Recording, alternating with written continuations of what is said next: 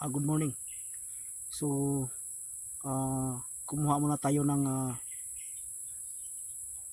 gawin nating pulot, no? Yung antipulo lang kasi yung malayo yung pinagkukunan natin yung tugop. So, ang gamitin natin dito lang tayo malapit sa bahay. So, kumuha lang tayo ng ordinary antipulo, no? Yung itong antipulo na to. So, malaking puno. So, yan, no?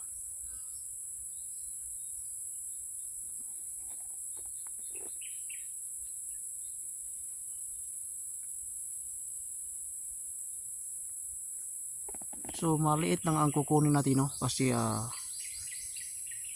part-time man to. So maliit lang ang kukunin natin, hindi marami kasi wala man tayong ibang paggamitan. So minsan lang tayo maghunting, no? So kukuha lang tayo kasi luma na yung tugop natin. So kukuha muna natin tang antipulo lang. So may sikreto naman ito kung paano ito pagandahin pag gawa, no? At sa pagluto nito. So ito lang muna ang kunin natin, no? Kasi ito tumigas ito pag hindi mo masyadong maluto, no? So balik lang kunin natin kasi minsan man lang tayo maghunting. So ganito lang ginagawa ko para makaakyat ako sa itaas, no? Ganito lang. So mamaya ipakita natin kung paano magluto ng itong klaseng antipulo. So ganito lang pagluto ng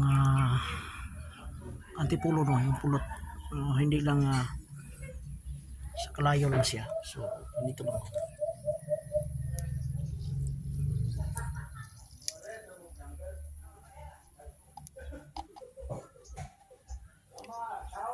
Haluan lang ng maliit na mantika, no? Maliit lang, dalawang patak lang. So ganito lang siya lutuin hanggang sa aabot ng isang oras, na kasi pag lutuin mo siya ng nasa lata or sa sa ibang lutuan, hindi siya niyog, so umiitim.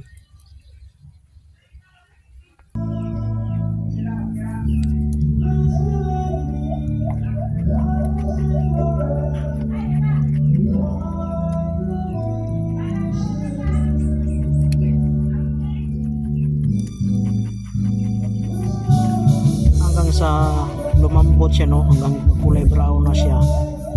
So kailangan ganito lang pagluto, no? So dito lang na tayo.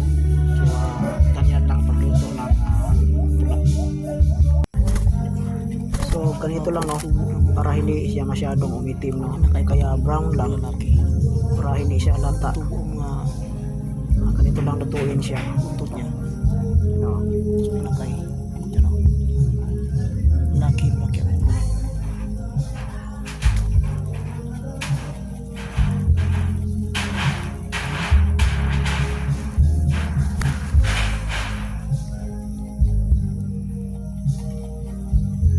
Marunong na itong si bagwis natin, no?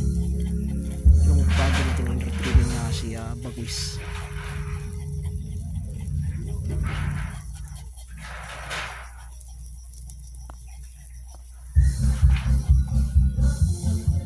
Ito lalaki, no? Malaki ang ulo, malaki yung tuka. Bagong tubo yung mga mga buntut. Diba? Ito yung mga pakpak niya. Yan. Ito yung nakuha natin, no? So yun, maliit lang siya.